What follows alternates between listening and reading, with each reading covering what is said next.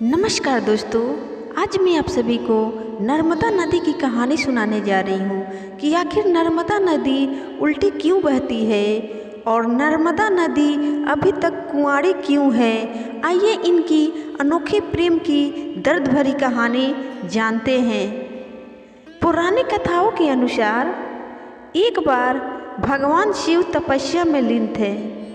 तब उनके पसीने से एक 12 साल की कन्या की जन्म हुई और तपस्या के समय भगवान शिव मैखल पर्वत पर थे।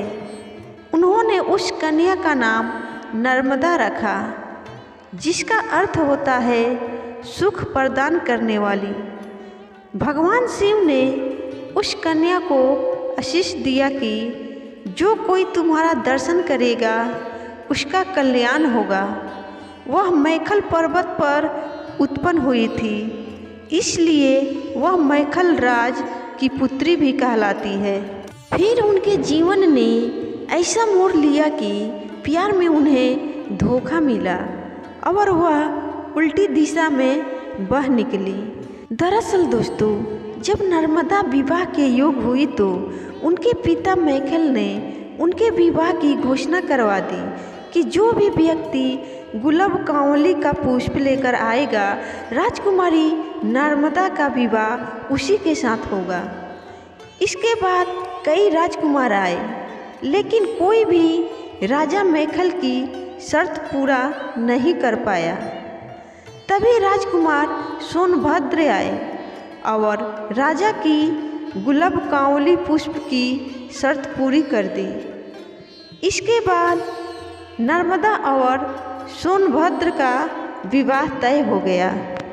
राजा मैखल ने जब राजकुमारी नर्मदा और राजकुमार सोनभद्र का विवाह तय किया तो राजकुमारी की इच्छा हुई कि वह एक बार तो उन्हें देख ले। इसके लिए उन्होंने अपनी सखी जूहीला को राजकुमार के पास अपने संदेश के साथ भेजा, लेकिन काफ़ी समय बीत गया और जूहीला वापस नहीं आई। इसके बाद तो राजकुमारी को चिंता होने लगी और वह उसकी खोज में निकल गई। तभी वह सोनभद्र के पास पहुंची और वहां जूहीला को उनके साथ देखा। यह देखकर उन्हें अत्यंत क्रोध आया। इसके बाद ही उन्होंने आजीवन कुंवारी रहने का प्रण लिया और उल्टी दिशा में चल पड़ी। कहा जाता है दोस्तों कि तभी से नर्मदा अरब सागर में जाकर मिल गई। जबकि अन्य नदियों की बात करें तो सभी नदियां बंगाल की खाड़ी में मिलती है।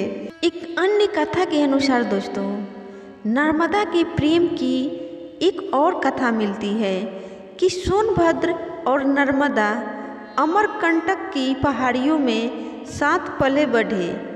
किशोरावस्था में दोनों के बीच प्रेम का बीज पनपा। तभी सोनभद्र के जीवन में जूहीला का आगमन हुआ और दोनों में प्रेम हो गया। इसके बाद जब नर्मदा को यह बात पता चली तो उन्होंने सोनभद्र को काफ़ी समझाया बुझाया, लेकिन वह नहीं माना।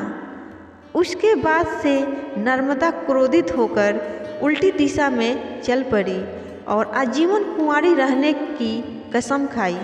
धर्म ग्रंथों में नर्मदा नदी की उत्पत्ति और उनकी महानता का विस्तार से वर्णन मिलता है। इन्हीं कथाओं के अनुसार वो नर्मदा ही एकलौती नदी है जिसकी परिक्रमा की जाती है। पुराणों में उल्लेख मिलता है कि गंगा स्नान से भी जो फल नहीं मिलता वह नर्मदा के दर्शन मात्र से ही प्राप्त हो जाता है। कहा जाता है कि नर्मदा ने कई हजार सालों तक तपस्या की, इससे भगवान शिव ने प्रसन्न होकर उन्हें दर्शन दिया।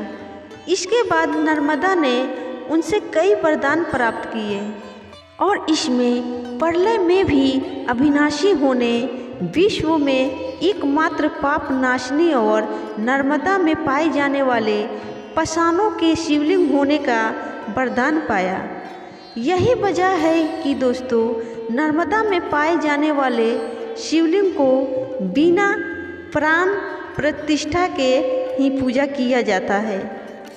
इसके अलावा नर्मदा ने अपने तट पर भोले और पार्वती के साथ ही सभी देवताओं के वास करने की भी वरदान प्राप्त किया है। तो दोस्तों, ये थी नर्मदा नदी की दर्द भरी कहानी। अगर आपको ये जानकारी सही लगी हो तो प्लीज़ इस कहानी को ज़्यादा से ज़्यादा शेयर करिएगा दोस्तों, और इस कहानी को लाइक भी करिएगा और चैनल को सब्सक्राइब भी करिएगा, और कमेंट में जय नर्मदा माँ जरूर लिखिएगा। धन्यवाद।